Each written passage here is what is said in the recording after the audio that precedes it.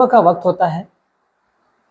अचानक से एक औरत दौड़ती हुई भागती हुई बाहर आती है और आकर के जो किराए के मकान में वो रह रहे थे उसके मकान मालिक से कहती है कि मालिक जल्दी से घर के अंदर चलिए, मेरे पति ने आत्महत्या कर ली है, उन्होंने फांसी लगा ली है, जल्दी से चलिए आप। अगर आप चल रहे हैं चलेंगे जल्दी से तो हो सकता है कि वो बच जाए। अब जैसे ही मकान मालिक इस बात को सुनता है वो दौड़ता भागता पहुंचता है उस कमरे में और देखता है तो वाकई एक व्यक्ति जो उस महिला का पति होता है उसने फांसी के फंदे पे वो झूल गया था। अब जल्दी से आनन फान में उसको पकड़ता है, लेकिन वो पहले से ही वो मर गया था। उसकी नब्ज को टटोली जाती है। जब उसकी नब्ज को टटोलता है तो पता चलता है कि वो मर चुका है। अब जैसे ही वो इस बात को बोलता है, जो महिला है वो चीखने लगती है, चिल्लाने लगती है कि उसका पति इस दुनिया में अब नहीं रहा, फिर उसका सहारा कौन बनेगा।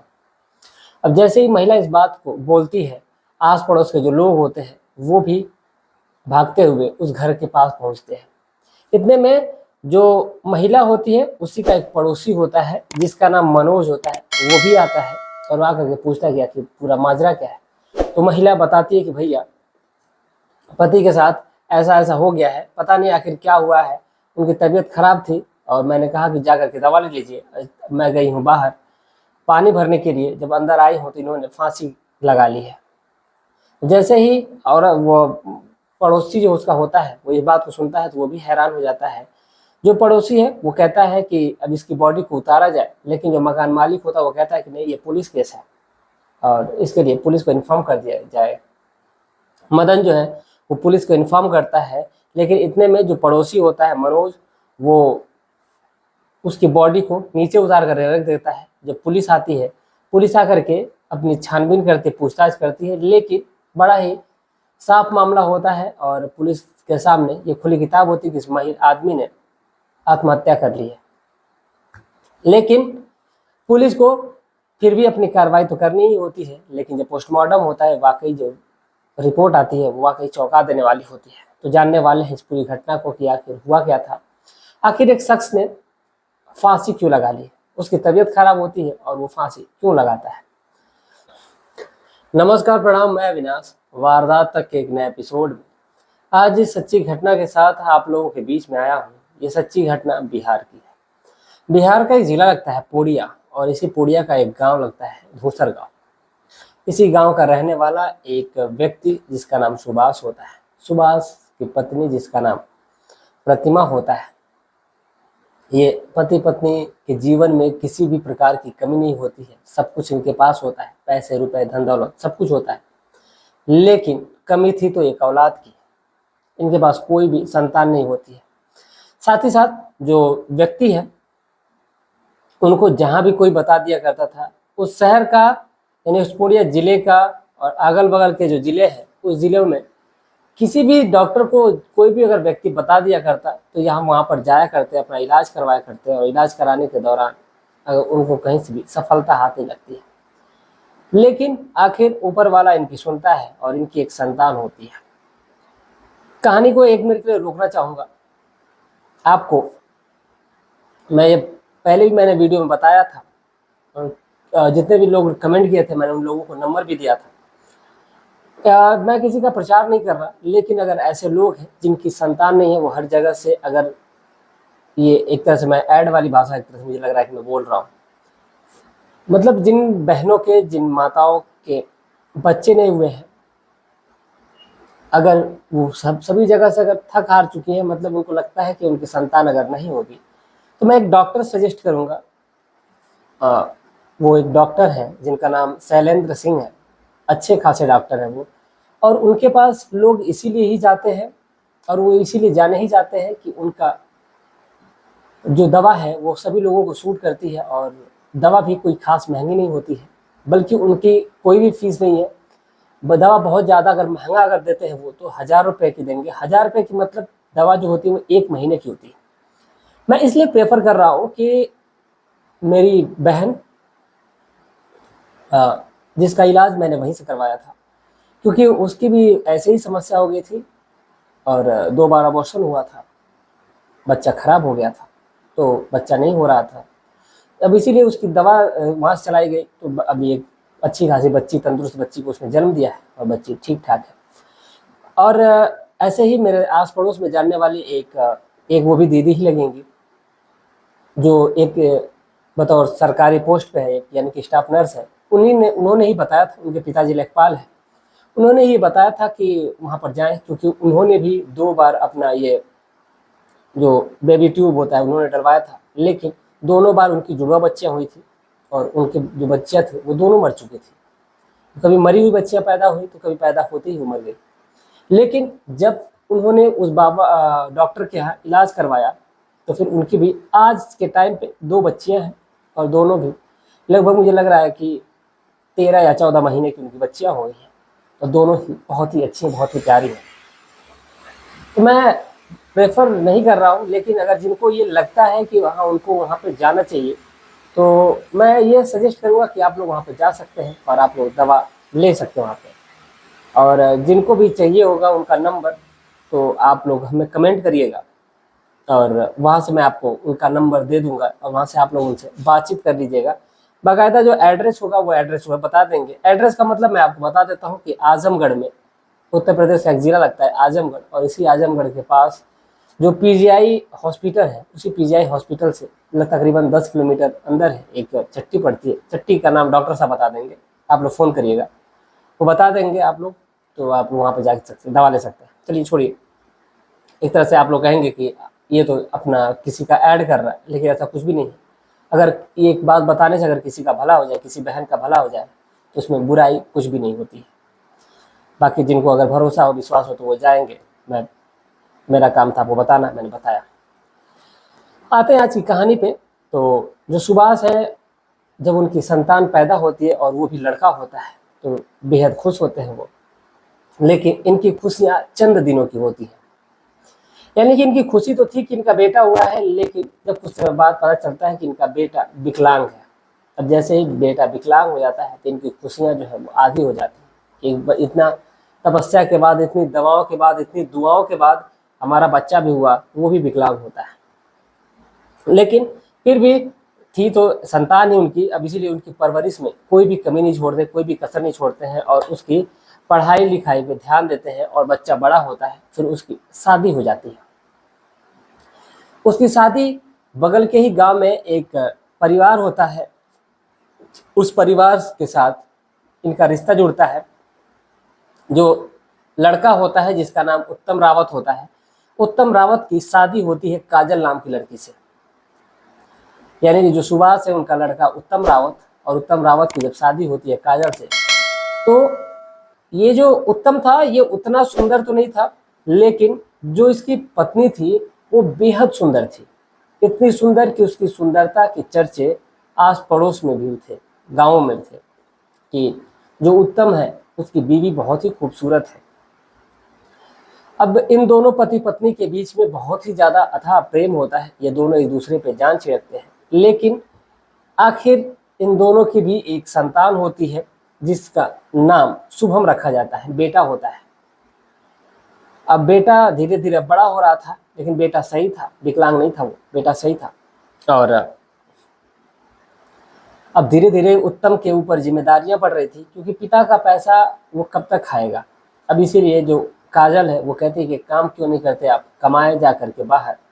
अब इसीलिए उत्तम ये भी सोचता है कि सही बात ही है। अब इसीलिए वो बाहर जाता है और वहाँ पर एक जगह लगती है रजौरी गार्डन, वहीं पर जाता है, क्योंकि वहाँ पर उसका एक दोस्त होता है जिसका नाम मनोज होता है। उसी के सहारे वहाँ पर पहुँचता है और वहीं पर जा करके वो उसको किराए पे मकान भी दिलवा देता है और वहीं पर रह करके जो उत्तम है वहीं पर अपना काम करता है। और उसकी जो सैलरी है वो स्टार्टिंग में तकरीबन 19,000 के करीब लगती है। 19,000 की सैलरी लग जाती है तो बेहद ही खुश होता है। उसके बाद धीरे धीरे ये अपना काम में मन लगाता जाता है और बढ़ता जाता है इसका पैसा। अब जैसे ही 6 महीने का समय गुजरता है तो इसको खाना बनाने की, खाने की बड़ी ज़्यादा दिक्कत होती है। अब इसीलिए वो सोचता है कि आखिर अब क्या किया जाए, इसलिए वो सोचता है कि क्यों ना अपनी बीवी को यहीं पर लाया जाए और बच्चे का एडमिशन यहीं पर करा दिया जाएगा। अब इसीलिए उत्तम जो है अपनी बीवी और अपने बच्चों को, यानी कि अपनी बीवी काजल और बेटा शुभम, इन दोनों को लेकर के और उसी रजौरी गार्डन के पास जो कमरा लिया था वहीं पर ला करके उनको रख देता है और वहीं पर बच्चे का एडमिशन कराता है बगल के ही एक अच्छे स्कूल में, और बच्चा वहीं पर जा करके पढ़ने लगता है और ये अपना ड्यूटी करता है, पत्नी घर पे रहा करती है। सब कुछ इनके जीवन में सब कुछ सही चल रहा था, लेकिन जो काजल होती है वो सोचती है कि आखिर वो घर पे बैठ करके क्या करेगी, इसीलिए एक दिन अपने पति से कहती है कि उसको कोई काम दिलवा दे, तो वो भी करती है। आखिर वो घर पे बैठ करके बोर होती है, लेकिन जो उत्तम होता है वो कहता है कि नहीं, तुम एक काम करो कि तुम घर ही पे रहा करो और तुम्हें कमाने की कोई ज़रूरत नहीं है, क्योंकि मैं तो कमा ही रहा हूँ। और धीरे धीरे लगभग 1 साल का समय जब गुजर जाता है तो जो उत्तम है उसकी पेमेंट जो होती है वो 22,000 करीब हो जाती है। और किराए का जो मकान था वो ज़्यादा महंगा नहीं था, क्योंकि जो मकान मालिक होता है जिसका नाम मदन लाल होता है, मदन लाल बहुत ही अच्छे इंसान होते हैं। उन्होंने जो किराए का कमरा दिया था वो मात्र 1,000 रुपये का दिया था। अब 22,000 की पेमेंट है, 1,000 किराया निकल जा रहा है, 21,000 बच रहा है खाने पीने में इनकी काट पीट करके, फिर भी 15,000 रुपये सेब बच जा रहे थे, इसलिए इनका गुजारा बहुत ही अच्छा चल रहा था खाने पीने फीस देने के बाद भी। अब एक दिन काजल जो है वो अचानक से भागती हुई, सुबह सुबह का वक्त होता है, अचानक से भागती हुई, यानी कि 5 नवंबर 2023 की बात कर रहा हूँ, ठंडी का मौसम होता है, 5 बजे आप सभी लोगों को पता ही है कि अंधेरा टाइप का ही होता है। अब इसीलिए वो भागती हुई बाहर आती है और मकान मालिक को बुलाती है और कहती है कि आप जल्दी से घर के अंदर चलिए, मेरे पति ने फांसी लगा ली है और आप जल्दी से चलेंगे तो शायद वो बच जाएंगे, क्योंकि वो फांसी के फंदे पे झूल रहे हैं। अब जैसे ही मदन इस बात को सुनते हैं वो आनन फानन में भागते हुए उस घर के पास, उस कमरे के पास पहुंचते हैं, जहां देखते हैं कि वो व्यक्ति है, यानी कि जो उत्तम है, वो पंखे से झूल रहा है। और ऐसा देखने में ही लग रहा था कि जिस प्रकार से उसकी हरकत थी, ऐसा लग रहा था कि वो मर चुका है। उसकी नब्ज टटोलते हैं, नब्ज टटोलने के बाद जो मदन लाल है वो कहते हैं कि ये तो लग रहा है कि मर चुका है। अब जैसे ही मरने की बात आती है, जो महिला है वो चीखने लगती है, चिल्लाने लगती है, रोने लगती है। अब इतने में आस पड़ोस के जो मोहल्ले वाले हैं वो भी आते हैं वहाँ पर, और आने के बाद से सभी लोग पूछते हैं कि आखिर बात क्या है। इतने में जो उत्तम का जो दोस्त होता है जिसका नाम मनोज होता है, वो भी वहाँ पर मौके पर पहुँचता है और वो भी देखता है, नब्ज को टटोलता है, तो पता चलता है कि ये तो मर चुका है। अब इसीलिए वो कहता है कि काम करते हैं, तब तक बॉडी को नीचे उतार देते हैं। लेकिन जो मदन लाल होते हैं वो कहते हैं कि ऐसे नहीं बॉडी को नीचे उतारा जाएगा, ये कहीं ना कहीं आत्महत्या का मामला है, तो इस बात की जानकारी पुलिस को ही देनी चाहिए। लेकिन जो मनोज होता है वो कहता है कि आखिर इस मामले में जो होना था वो तो हो चुका है, अब पुलिस को क्यों डालना, क्योंकि बेचारी ये अबला नारी है, आखिर वो करेगी भी तो क्या करेगी, आखिर कहाँ से वो पुलिस का खर्चा लाएगी, बहुत ज़्यादा खर्चा होता है। लेकिन ये मदन लाल होते हैं वो मानते नहीं है, वो कहते हैं कि चाहे जो भी हो जाएगा ये बात पुलिस तक पहुंचेगी। और इतने में मदन लाल जो है वो फ़ोन कर देते हैं। नज़दीकी थाने में जब फ़ोन होता है तो मौके पर पुलिस आती है और पुलिस बॉडी को कब्जे में ले लेती है। बॉडी को जब तक पुलिस आती है तब तक ये जो मनोज नाम का शख्स होता है और बाकी और जो मोहल्ले के लोग होते हैं मिल करके बॉडी को नीचे उतार देते हैं। उतारने के बाद से जो पुलिस आती है तो उस बॉडी को लेती है और पोस्टमार्टम के लिए भेज देती है। पुलिस वहाँ पर छानबीन भी करती है, बॉडी को देखती है, तो ऐसा देखने में भी लग रहा था कि वाकई इस व्यक्ति ने फांसी ही लगा ली है। जब पुलिस इससे काजल से पूछती है कि आखिर बात क्या हुई थी, आखिर ऐसी क्या मजबूरी आ गई थी जिस वजह से इसको फांसी लगानी पड़ी है।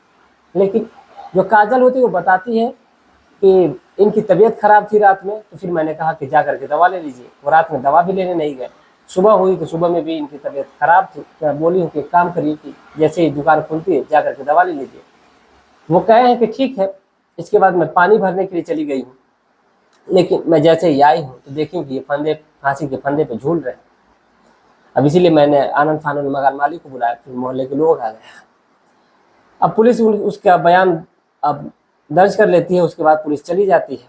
और यानी कि 5 नवंबर के बाद 6 नवंबर को पोस्टमार्टम की रिपोर्ट आती है। और जैसे ही जब रिपोर्ट आती है, रिपोर्ट को जब पुलिस पढ़ती है तो वाकई सभी लोग हैरान हो जाते हैं, परेशान हो जाते हैं। जो उत्तम है वो खुद फांसी के फंदे पे नहीं झूला था, बल्कि उसको किसी ने पहले मार दिया था, यानी कि उसका गला दबाया गया था, गला दबा कर उसको मारा गया था।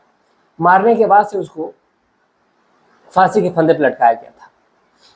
अब जैसे ही पुलिस के सामने जब ये सबूत आता है तो फिर कहीं ना कहीं उनकी शक की जो सुई है वो सीधा काजल के ऊपर जाती है कि आखिर इस जो काजल है उसने जो बताया था उसके आधार पर तो ऐसा लग रहा था कि इसने खुद ही फांसी लगाई है, लेकिन यहाँ पर तो माजरा कुछ और ही है। अब पुलिस सीधे सीधे काजल को उठाती है और उठाने के बाद से काजल से पूछताछ करती है, लेकिन काजल जो है वो अपने बयान पे अड़ी रहती है और वो सीधा कहती है कि नहीं, जो बात उसने बताई है वही सही है। लेकिन जब पुलिस सख्ती से पेश आती है तो फिर वो एक जो सच्चाई है वो कबूल लेती है और वो एक कहानी सुना देती है। दरअसल जो कहानी सुनाती है वो बेहद खौफनाक होती है। जब वो अपने पति के साथ जहाँ पर आती है और इसी रजौरी गार्डन में आती है, तो वहीं पर जो उसके पति का जो दोस्त होता है जिसका नाम मनोज होता है, मनोज उसको कमरा दिलवाया रहता है और वो कमरे पे आया जाया भी करता है। और इसी दौरान इन दोनों की जब बातचीत होती है, यानी कि मनोज की और काजल की, तो दोनों बातों ही बातों में एक दूसरे को दिल दे बैठते हैं।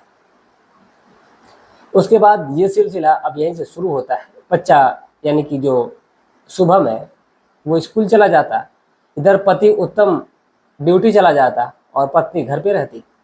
अब इसी दौरान जो मनोज है इसी मौके का फायदा उठाता और कमरे पे आता, और क्योंकि आते जाते उसको सभी लोग देखते हैं तो इसलिए कोई कोई कुछ बोलता नहीं है। सबको पता है कि ये एक ही गांव के हैं और वहां पर ये भी खबर चल रही थी कि ये एक ही घर के हैं लगभग। अब इसीलिए जो मनोज है वो जब कमरे पे जाता उसके बाद फिर वो घंटों वहीं पर वक्त बिताता। और एक दिन मनोज और काजल एक दूसरे की बाहों में समा जाते हैं, और जब एक दूसरे की बाहों में समाते हैं यानी कि एक दूसरे के साथ जब शारीरिक संबंध बनाते हैं, तो ये शारीरिक संबंध बनाने का सिलसिला अब यहीं से शुरू हो जाता है। और ये सिलसिला जब एक बार शुरू होता है तो फिर थमने का नाम ही नहीं लेता है। और एक दिन अचानक से, यानी कि ये 4 नवंबर की शाम को लगभग, यानी कि 5 बजे के करीब, जो उत्तम है वो कंपनी से पहले आ जाता है। यानी कि कभी ना कहीं जो उत्तम है उसको आने में रात के 8 बज जाया करते थे, 7, साढ़े 7 या 8 बज जाया करते थे। वहीं पर जब उत्तम 5 बजे आता है तो कमरे पर जब आता है तो कमरे का दरवाजा अंदर से लॉक नहीं होता है, लेकिन दरवाजा अंदर से बंद टाइप का होता है। लेकिन जैसे वो ड्रॉवर को घुमाता है दरवाजा खुल जाता है। जैसे ही उत्तम कमरे के अंदर पहुंचता है तो देखता है कि उसकी पत्नी आपत्तिजनक स्थिति में है, यानी कि उसकी पत्नी बिना कपड़ों के बिल्कुल नग्न अवस्था में होती है। साथ ही साथ जो उसका पड़ोसी होता है जिसका नाम मनोज होता है वो भी बिना कपड़ों के नग्न अवस्था में होता है। जैसे ही अपनी पत्नी को और अपने ही जिगरी दोस्त को एक ही कमरे में एक दूसरे की बाहों में देखता है तो इसका खून खौल उठता है और वो मारे गुस्से के अपनी ही पत्नी को पीटने लगता है। और पीटता है, इस कदर पीटता है कि पीटते पीटते वो उसकी पत्नी नग्न अवस्था में ही होती है और वही अपना बेल्ट निकालता है, उसी बेल्ट से अपनी ही पत्नी को पीटने लगता है। अब जैसे ही वो अपनी पत्नी को पीट रहा होता है तो उसका जो प्रेमी है वहां से धीरे धीरे कपड़े समेटता है और पहन करके धीरे से वहां से निकल लेता है। और जैसे ही वो निकल लेता है फिर उसकी पत्नी को वो अपनी पत्नी को फिर समझाता है, बुझाता है। फिर मैटर धीरे धीरे शांत होता है। रात होती है। रात को पत्नी खाना बनाती है और खाना बनाने के दौरान उसी में नींद की दवा डाल देती है और डालने के बाद अपने प्रेमी को फोन करती है और कहती है कि तुम जैसा नीच और निहायती कमीना इंसान मैंने आज तक नहीं देखा। अब जैसे ही इस शब्द का प्रयोग करती है, जो मनोज है उसका खून खोल उठता है और कहता है कि तुम ऐसे क्यों बोल रही हो। वह कहती है कि मैंने तुम्हारे लिए इतनी मार खाई, मैं तुम्हारे साथ थी और तुमने एक बार भी मुझे बचाने की कोशिश नहीं की, बल्कि तुम वहां से खुद फरार हो गए। तुम्हारे अंदर अगर मर्दानगी है तो उसको साबित करो और तुम मेरे पति को रास्ते से हटाओ, मेरा बदला लो। अब जैसे ही मनोज की मर्दानगी की बात आती है, मनोज तुरंत रात के वक्त, यानी कि रात के लगभग 2 बजे करीब वो कमरे के अंदर घुसता है और ये जो काजल है वो दरवाजा खोलती है। उसके बाद से मदन, जो मकान मालिक होता है, वो तो गहरी नींद में होता है, सोया रहता है कमरे के अंदर। मनोज घर के अंदर जाता है और वहां पर उसकी गला दबा करके हत्या करता है और हत्या करके फिर उसको फांसी के फंदे पर दोनों मिल करके लटका देते हैं और कहता है कि जब मैं चला जाऊंगा तो फिर उसके बाद कुछ देर बाद तुम शोर मचाने, यानी कि लगभग 5-6 बजे शोर मचाना कि उसका पति जो है वो आत्महत्या कर लिया है। अब जैसे ही वो ये सब कारनामा करने में, यानी कि मारने में, फांसी का फंदा बना करके चुन्नी का टांगने में ये लगभग 4 बज जाते हैं। और 4 बजने के बाद से धीरे से ये जो मनोज होता है वहां से उतरता है और निकल जाता है घर से बाहर। और जैसे ही 5 बजते हैं, जो काजल है वो एक नया ड्रामा रचती है और ड्रामा रचने के बाद से सभी लोगों को जगाती है और जगाने के बाद से फिर पुलिस के सामने ये सच्चाई निकल करके सामने आती है। वाकई अपने आप में ये बेहद शर्मसार कर देने वाली बात हो गई थी कि एक पत्नी अपने ही पति को जान से मरवा देती है मात्र अपनी हवस को मिटाने के लिए। और एक पति जो अपनी जिम्मेदारियों को बखूबी निभा रहा था, कहीं ना कहीं ये जो औरत थी, यानी कि जो काजल थी, इसने तो अपनी हवस के लिए, अपनी इच्छाओं को पूरी करने के लिए एक ऐसा खौफनाक घिनौना कदम उठाया जिससे उसकी जो जीवन है वो पूरे जीवन जेल में कटेगा।